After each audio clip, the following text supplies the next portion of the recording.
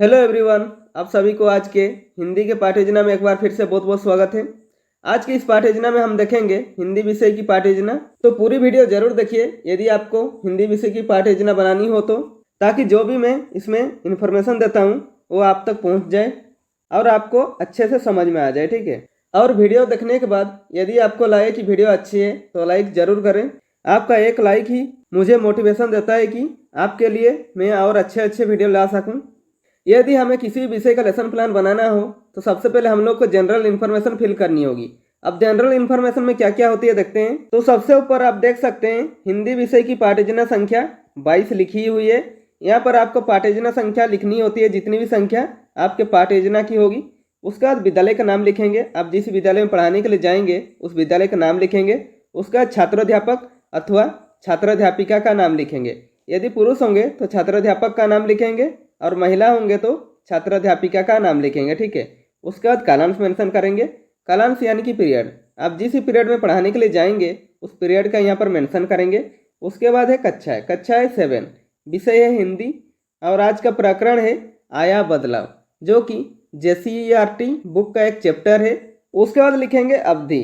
अवधि है 45 मिनट। किसी किसी विद्यालय में 35 मिनट या 40 मिनट भी होता है, तो आप अपने विद्यालय के हिसाब से देख लीजिएगा। उसका दिनांक मेंशन करेंगे। यहाँ पर दिनांक इसलिए लिखा जाता है क्योंकि जो भी आपका फाइल चेक करता है तो उन्हें पता चलता है कि आप किस विषय को किस दिन पढ़ाने के लिए गए थे। ठीक है। तो फ्रेंड्स, ऐसे बहुत सारे वीडियो पाने के लिए आप इस चैनल को सब्सक्राइब कर लीजिए। और आप किसी विषय का लेसन प्लान चाहते हैं तो कमेंट बॉक्स में कमेंट करके ही बता सकते हैं। और इस विषय के अलावा यदि आपको किसी दूसरे विषय की भी लेसन प्लान चाहिए हो तो आप इस चैनल के प्लेलिस्ट में जाकर देख सकते हैं। तो चलिए आगे बढ़ते हैं। उसके बाद आता है सामान्य उद्देश्य। सामान्य उद्देश्य विषय संबंधित होता है, तो यहाँ पर आप हिंदी विषय को ध्यान में रखकर लिखेंगे। सामान्य उद्देश्य में विषय और उपविषय को पढ़ाने से बच्चों में किन किन चीज़ों का विकास होगा वो सब लिखेंगे।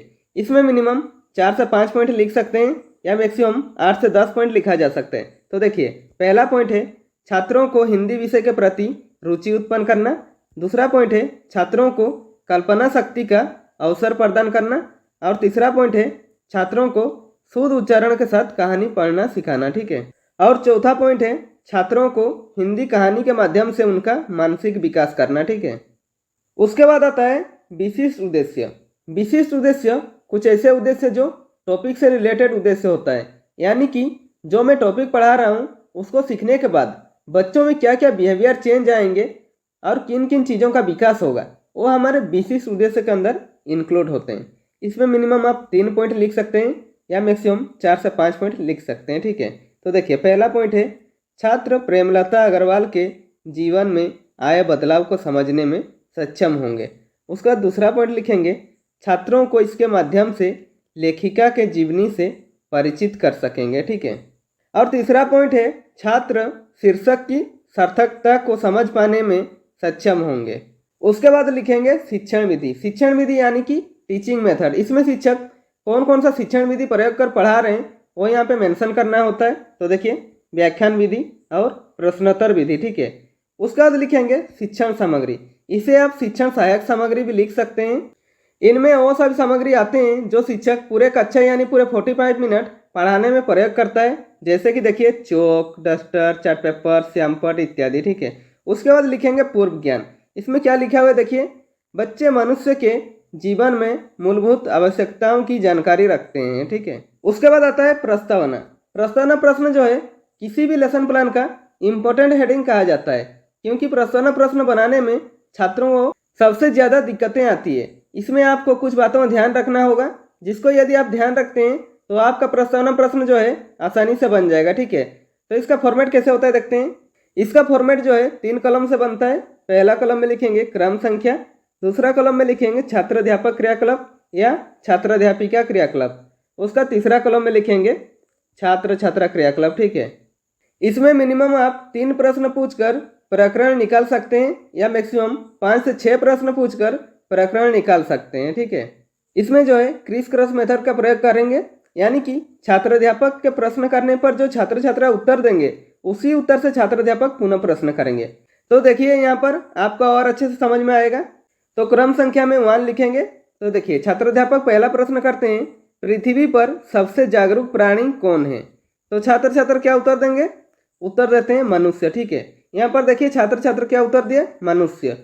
इस मनुष्य शब्द को लेकर छात्र अध्यापक पुनः एक प्रश्न करेंगे। देखिए दूसरा प्रश्न लिखेंगे, मनुष्य की मूलभूत आवश्यकताएं बताएं। तो छात्र छात्र क्या उत्तर देंगे, उत्तर देते हैं रोटी, कपड़ा और मकान। ठीक है, उसका छात्र अध्यापक तीसरा प्रश्न करते हैं, रोटी, कपड़ा और मकान के लिए मनुष्य क्या करता है। तो छात्र छात्र क्या उत्तर देंगे, उत्तर देते हैं नौकरी, मजदूरी और व्यवसाय। ठीक है, उसका छात्र अध्यापक चौथा प्रश्न करते हैं, ये सभी करने के दौरान उनमें क्या देखने को मिलता है। तो छात्र छात्र क्या उत्तर देते हैं, उत्तर देते हैं परिवर्तन, बदलाव। ठीक है, इसके बाद छात्र अध्यापक पाठ की घोषणा करेंगे और कहेंगे, आज हम लेखिका प्रेमलता अग्रवाल द्वारा लिखित पाठ आया बदलाव शीर्षक का अध्ययन करेंगे। ठीक है, उसके बाद आता है प्रस्तुतिकरण। प्रस्तुतिकरण पाठ को हमें सबसे अच्छा बनाना होता है कि जितना भी कंटेंट होता है टॉपिक का वो सब प्रस्तुतिकरण पाठ में रखते हैं। ठीक है, तो प्रस्तुतिकरण का फॉर्मेट कैसे होता है देखते हैं। प्रस्तुतिकरण का फॉर्मेट 4 कॉलमों से बनता है। पहला कॉलम में लिखेंगे शिक्षण बिंदु यानी कि टीचिंग पॉइंट, इसमें हम कौन कौन से पॉइंट कवर करेंगे वो सब लिखेंगे।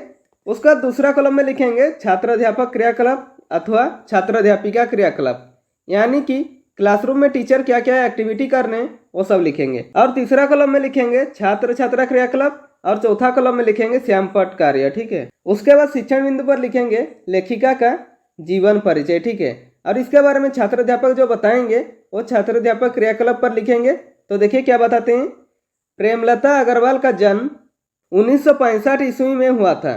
वे झारखंड निवासी हैं।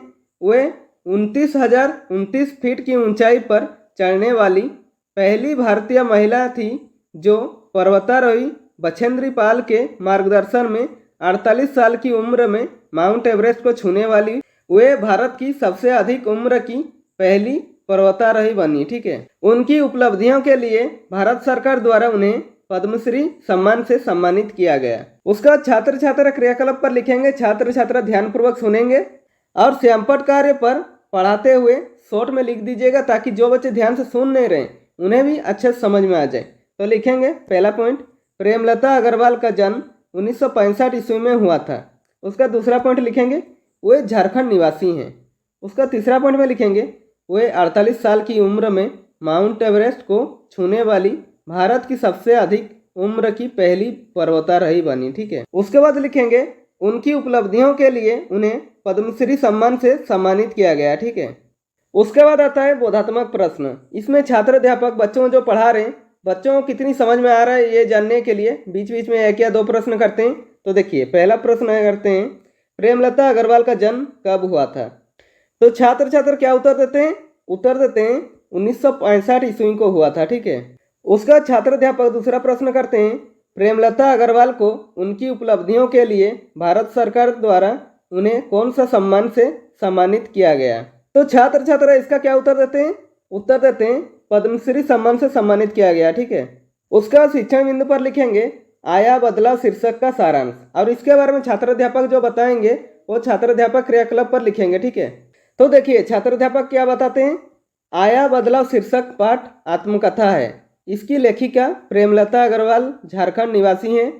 वह 20 मई 2011 ईस्वी में माउंट एवरेस्ट के 29,029 फुट की ऊंचाई पर पहुंची।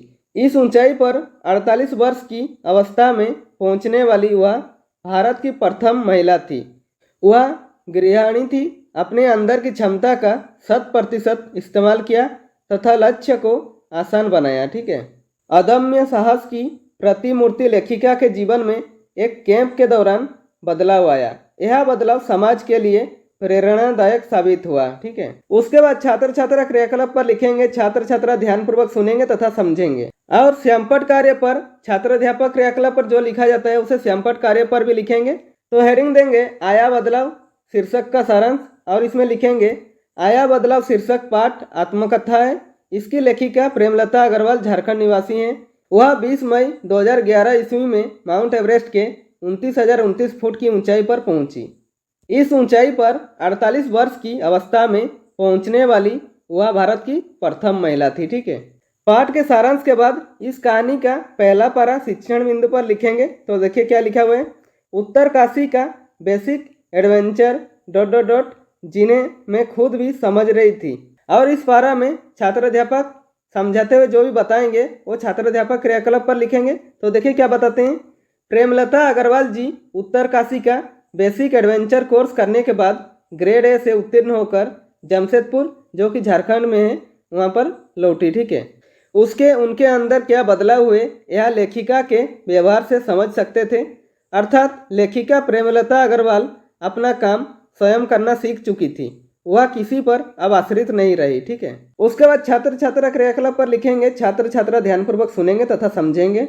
उसके बाद आता है बोधात्मक प्रश्न। इसमें छात्र अध्यापक बच्चों जो पढ़ा रहे हैं बच्चों को कितनी समझ में आ रहा है ये जानने के लिए बीच बीच में एक या दो प्रश्न करते हैं। तो देखिए प्रश्न है, प्रेमलता अग्रवाल कहाँ से जमशेदपुर लौटी थी?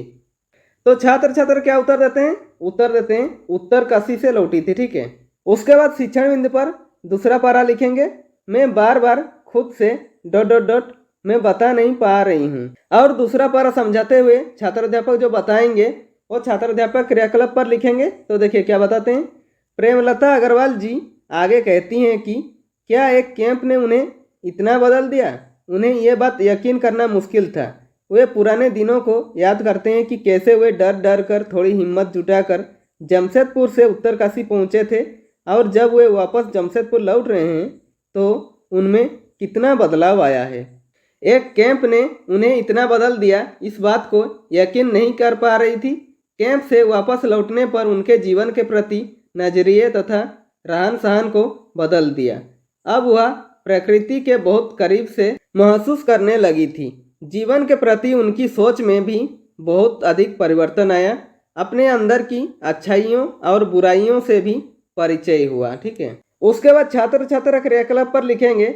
छात्र छात्रा ध्यानपूर्वक सुनेंगे तथा समझेंगे। ठीक है, उसके बाद आता है बोधात्मक प्रश्न। इसमें छात्र अध्यापक बच्चों जो पढ़ा रहे हैं बच्चों को कितनी अच्छी तरह से समझ में आ रहा है ये जानने के लिए बीच बीच में एक या दो प्रश्न करते हैं। तो देखिए प्रश्न है, प्रेमलता अग्रवाल कहाँ की रहने वाली है? तो छात्र छात्र क्या उत्तर देते हैं? उत्तर देते हैं जमशेदपुर जो कि झारखंड में है। ठीक है, यहाँ पर प्रस्तुतिकरण समाप्त होता है। इसके आगे यदि आप बढ़ाना चाहते हैं तो बढ़ा सकते हैं। उसके बाद प्रस्तुतिकरण को समाप्त करेंगे। ठीक है, उसके बाद आता है मूल्यांकन। मूल्यांकन शिक्षक केंद्रित होता है, यानी कि शिक्षक अपना तथा छात्रों का भी साथ में मूल्यांकन करते हैं कि जो उन्होंने 45 मिनट का क्लास लिया बच्चों को कितनी अच्छी तरह से समझ में आया ये जानने के लिए इसमें मिनिमम एक या दो प्रश्न करेंगे या मैक्सिमम 3 से 4 प्रश्न कर सकते हैं। तो पहला प्रश्न है, मैं अपने अंदर कई तरह के बदलाव महसूस कर रही थी। लेखिका यहाँ किस तरह के बदलाव की बात कर रही है? उसका दूसरा प्रश्न करते हैं, कैंप जाने के पहले लेखिका किस प्रकार के डर से घिरी रहती थी? उसके बाद आता है गृह कार्य। गृह कार्य पे ऐसे प्रश्न बनाइए कि बच्चों को घर पे जाकर वो चैप्टर अभ्यास करने का मौका मिले और हमें पता चल सके कि बच्चे क्या पढ़ रहे हैं, क्या सीख रहे हैं और उन्हें अभ्यास के बाद क्या डाउट आ रहा है वह अभ्यास के बाद ही पता चलेगा। तो देखिए प्रश्न है, लेखिका ने समय का सदुपयोग कर जीवन में सफलता प्राप्त की। आप किसी सफल व्यक्ति से पूछकर लिखिए कि उन्होंने सफलता कैसे प्राप्त की। तो फ्रेंड्स इसी के साथ हमारा आज का लेसन प्लान कंप्लीट होता है। यदि वीडियो पसंद आए तो लाइक कर दीजिए और यदि आप चैनल में नए हैं तो चैनल को सब्सक्राइब कर दीजिए और बेल आइकन को दबा दीजिए ताकि मेरे सारे वीडियो आप तक पहुंचती रहेगी। और हो सके कैसी लगी वीडियो कमेंट बॉक्स में कमेंट करके बता सकते हैं।